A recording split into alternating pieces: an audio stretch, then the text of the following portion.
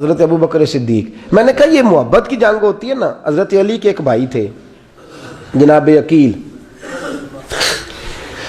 جناب عقیل وہ جب انہوں نے کلمہ پڑھا تو نبی پاک کے بڑا قریب رہنے لگے, اور میرے نبی کریم صلی اللہ علیہ وسلم بھی ان سے بڑا پیار کرتے. حضور فرماتے تیرا کلمہ پڑھنے کی مجھے ڈبل خوشی ہوئی ہے. یا رسول اللہ کس طرح؟ فرمایا ایک میرا تو صحابی بنا ہے, دوسرا تو میرا بھائی تھا مسلمان ہو گیا ہے. حضور بڑا پیار کرتے. اب یہ محبت جو ہوتی ہے نا اس میں دوڑ بھی لگتی ہے اور یہ بری نہیں ہوتی, یہ دوڑ بڑی اچھی ہوتی ہے. حضرت عقیل اب قریب رہنے لگے. میں نے عرض کیا کہ نبی پاک اپنے ذاتی کام حضرت صدیق اکبر کو بتاتے تھے. گھوڑے کی تیاری کر, فلاں کام کرنا ہے, سیدہ فاطمہ کی شادی کرنی, ہر معاملے میں سیدنا صدیق اکبر پیش تھے. اب جب عقیل بن ابی طالب آئے تو حضور کا پیار تھا ان سے بھی, اب محبت کی جنگ چھڑ گئی. اب جناب عقیل کہتے ہیں میں کہنے لگا یار یہ کہیں پیچھے ہوتا ہی نہیں, ہر معاملے میں اسے پیچھے بٹھاؤ بھی تو آگے آ جاتا ہے, اس نے کیا کمال کر دیا ہے. کہتے ہیں آہستہ نا میں جوان تھا, ابھی نوجوانی کا عالم تھا, تو وہ خاص پہلو میں سمجھنے سے ابھی قاصر تھا. توجہ ہے آپ کی؟ کہتے ہیں ایک دن نا بڑی باتوں میں حضور فرماتے ابو بکر میرا گھوڑا تیار کرو, تو کہتے ہیں میں دوڑ, کہتا تو چھوڑ میں کرتا ہوں. کہتے ہیں وہ چپ کر جاتے. جتنی جگہ وہ مجھ سے بن سکا میں نے روکا. حضرت صدیق اکبر بولے, کہتے ہیں ایک دن نا مسجد کی پہلی صف میں بیٹھا تھا. میں نے پچھلے جمعے بھی کہا تھا اگے ہو بوے جڑا پہلوں آئے, یہ حکم ہے نا حدیث میں, پہلے آئے اور آگے بیٹھ جائے, گدنے پھلانگنے سے منع کیا. کہتے ہیں ابو بکر صدیق, توجہ ہے آپ کی, ان کی عادت تھی کہ جمعے والے دن مسجد کی صفائی کرتے اور صفائی کر کے سب سے آگے بیٹھ جاتے. بات ذرا میں نے قریب ہو کے سن دی, پاس بیٹھ جاتے. عقیل بن ابی طالب کہتے ہیں میں بھی آیا سیدنا صدیق اکبر, اور مجھے کئی دنوں سے جلال تھا کہ یہ پیچھے ہوتا ہی نہیں. کہتے ہیں میں آیا تو حضرت ابو بکر آگے بیٹھے تھے, تو میں نہ جان بوجھ کے, بچہ تھا اور محبت تھی سرکار سے, ابو بکر سے بغض نہیں کوئی, خدا رہا اس بات کو ضرور ذہن میں رکھیں. فرماتے میں نے کہا ابو بکر اٹھ. مزے کی بات یہ ہے کہ جس مسجد میں صدیق اکبر بیٹھے ہیں اس کی جگہ بھی انہوں نے خرید کے دی ہے. مسجد نبوی کی زمین کی سب سے پہلی رقم حضرت ابو بکر صدیق نے ادا فرمائی. اٹھ. کہتے اٹھے, پیچھے چل. توجہ ہے آپ کی؟ آنکھ کے تو ویکھے کو کسی نے, پاویں ماڑا ہوئے تو پاویں تو چھوٹا بندہ آکھے تو پھر تو دی خیر ہی نہیں, عمر میں چھوٹا ہو یا مال میں. اٹھ چل پیچھے. اللہ اکبر. حضرت علی دیکھ رہے تھے. کہتے ہیں سیدنا صدیق اکبر اٹھے پچھلی صف میں, پھر اس سے پچھلی صف میں, پھر اس سے پچھلی صف میں, 7ویں صف میں پہنچ گئے اور وہاں ہاتھ باندھ دیے. کہنے لگے شہزادے اجازت دے تو یہاں بیٹھ جاؤں, تو رسول اللہ کا خاندان ہے, اجازت دے تو یہاں بیٹھ جاؤں. حضرت عقیل کہتے ہیں بیٹھ جاؤ. حضرت ابو بکر صدیق چپ کر کے پیچھے مل جائے وہی کافی ہے. 7ویں صف میں شہزادے یہاں بیٹھ جاؤں. میں بیٹھ جا. ہاں بیٹھ گئے. نماز جمعہ پڑھا, سب چلے گئے. حضرت علی حضور کی بارگاہ, یا رسول اللہ عقیل کو تو کچھ سمجھائے. حضور نے فرمایا کیا ہوا؟ کہ حضور اکثر ابو بکر صدیق سے یاڑ جاتا ہے, آج بھی پہلی صف سے اٹھا کے 7ویں صف میں. شکایت تو حضرت عقیل کی لگ رہی ہے نا, اور حضور فرماتے علی تو عقیل کی چھوڑ, بتا ابو بکر نے کیا جواب دیا ہے. تو ابو بکر کی بتا, تو اس کی چھوڑ, تو اس کی, تو میرے دوست کی, میرے یار کی, میرے خلیل کی بتا. تو حضرت علی رو پڑے. کہنے لگے محبوبہ ابو بکر جیسا درد کہاں سے ڈھونڈ کے لائے. تو چپ کر کے 7ویں صف میں گیا اور اس نے کہا تو خون رسول ہے, تیری نسل پاک میں ہے بچہ بچہ نور, تو ہے نے نور تیرا سب گھران. چپ کر کے بیٹھ گئے. حضور نے فرمایا بلاؤ ابو بکر کو, عقیل کو بھی بلاؤ. دونوں آ گئے. حضور نے فرمایا ابو بکر جمعے میں کیا ہوا ہے؟ عرض کی حضور کچھ بھی نہیں. حضور نے فرمایا تجھے کسی نے صف سے اٹھایا؟ کہا نہیں یا رسول اللہ نہیں. آپ کو کس نے بتایا؟ حضور کیا؟ فرمایا نہیں میں نے سنا ہے کہ تجھے عقیل نے. کہا حضور وہ شہزادے آئے تھے, انہوں نے یار اتنا جذبہ دنیا کہاں سے ڈھونڈ کے لائے گی. بلے شاہ اوتھے ککھ نہیں بچدا جتھے عشق نے لایا ڈھیرا. کہا حضور یار یہ لفظ تاریخ میں ڈھونڈو گے تو نہیں ملے گے. میرے ابو بکر صدیق کیا فرماتے ہیں؟ کہا حضور وہ نسل رسول کا شہزادہ ہے نا, اس نے ابو بکر کو 7ویں صف میں ابو بکر کا بیٹھنا پسند کیا تو ابو بکر راضی ہے. حضور اس نے یہاں بیٹھنا پسند کیا, تیری نسل پاک میں بچہ بچہ نور, تو ہے نے نور تیرا.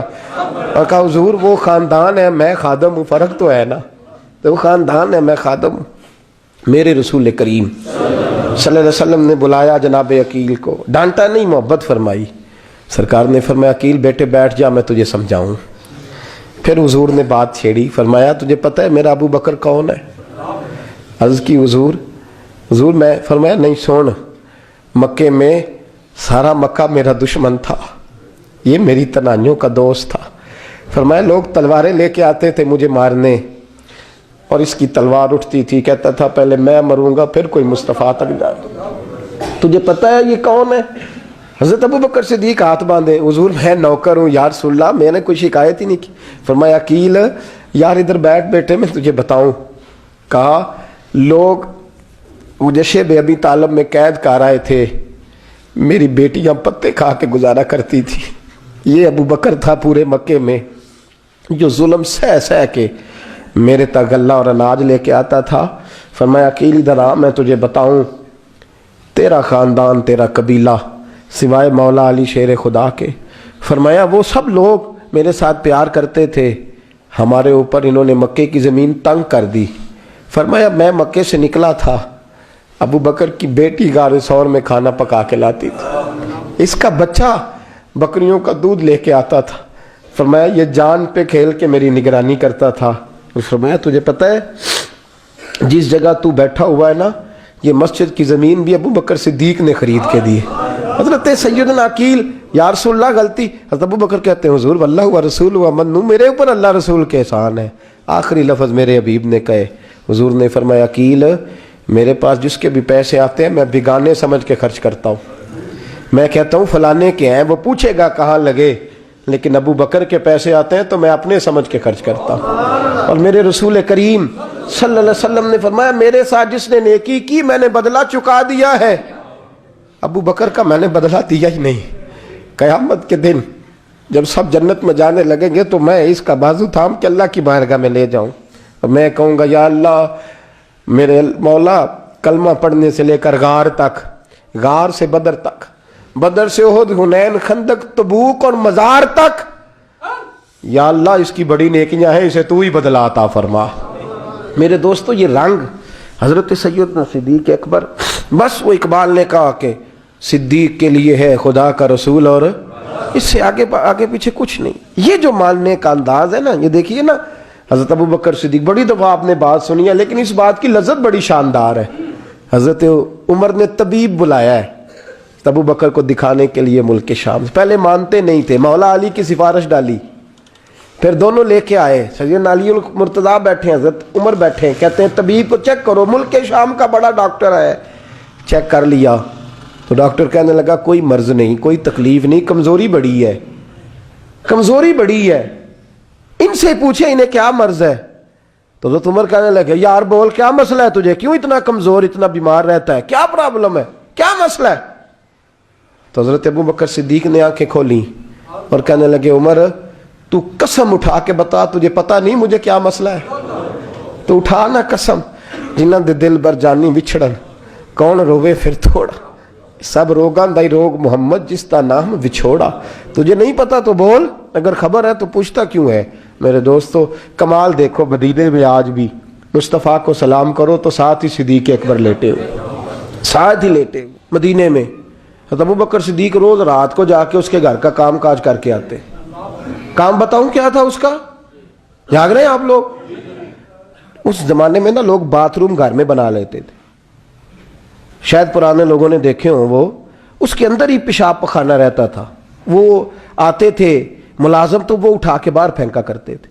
وہ بی بی گھر کے اندر پیشاب کرتی، نابینا ہے، وارث کوئی نہیں، ابو بکر صدیق آتے، امیر آدمی، اور اس کا وہ پخانہ پیشاب اٹھا کے باہر پھینک کے آتے، پھر اس کے گھڑے میں پانی بھر کے لاتے، پھر اس کے گھر میں جھاڑو دیتے، پھر اس بوڑھی عورت کو کھانا کھلاتے، پھر اس کو خرچہ دیتے، پھر اس کو کہتے کہ فلاں آدمی کی تیرے پڑوسی کی میں نے ڈیوٹی لگا دی ہے، ضرورت ہو تو اس کو کہہ دینا۔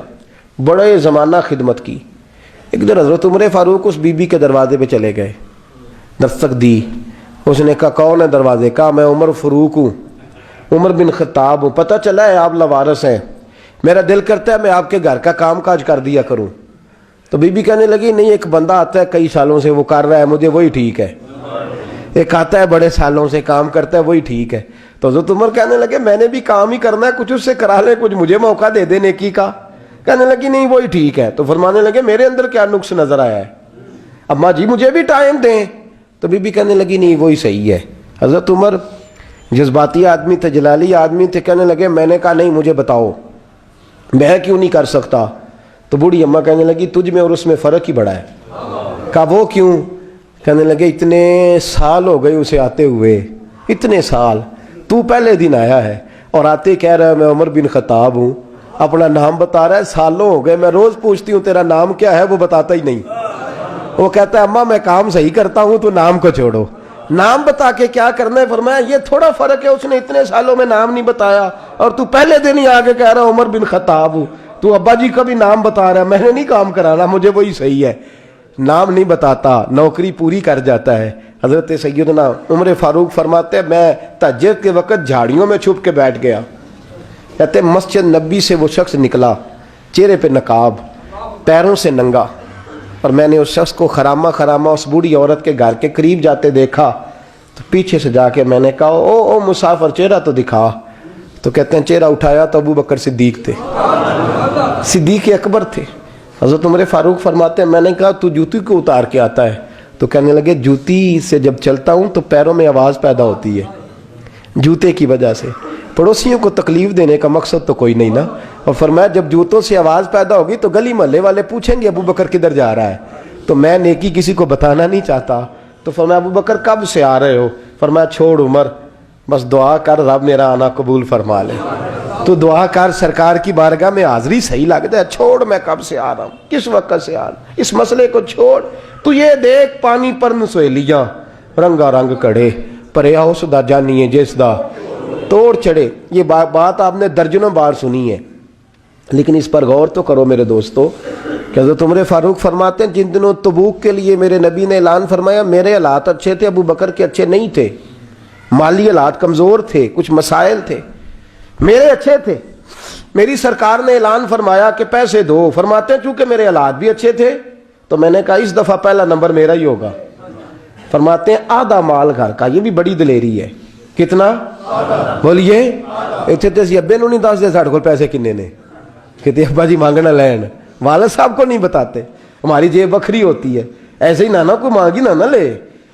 آدھا مال حضرت عمر فاروق فرماتے ہیں آدھا مال میں نے بانٹ کے حضور کی بارگاہ میں، اور ساتھ میرا ارادہ ہے کہ ابو بکر آج میں نہیں تجھے آگے گزرنے دیتا۔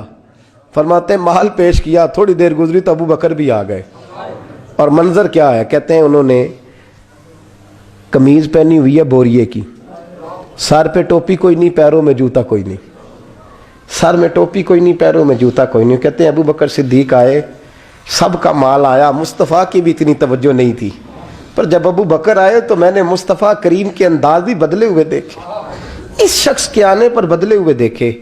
فرماتے ہیں میرے رسول پاک کے سامنے ہر چیز ابو بکر نے قدموں میں ڈھیر کر دی، اور ڈھیر کر کے نا چیزیں رکھ کے تو فٹافٹ پچھلی سائڈ پہ، کسی کو پتہ نہ چل جائے، پچھلی سائڈ پہ حضور کے۔ تو حضور نے فرمایا ابو بکر سامنے آنا، گھر کیا چھوڑ کے آیا ہے؟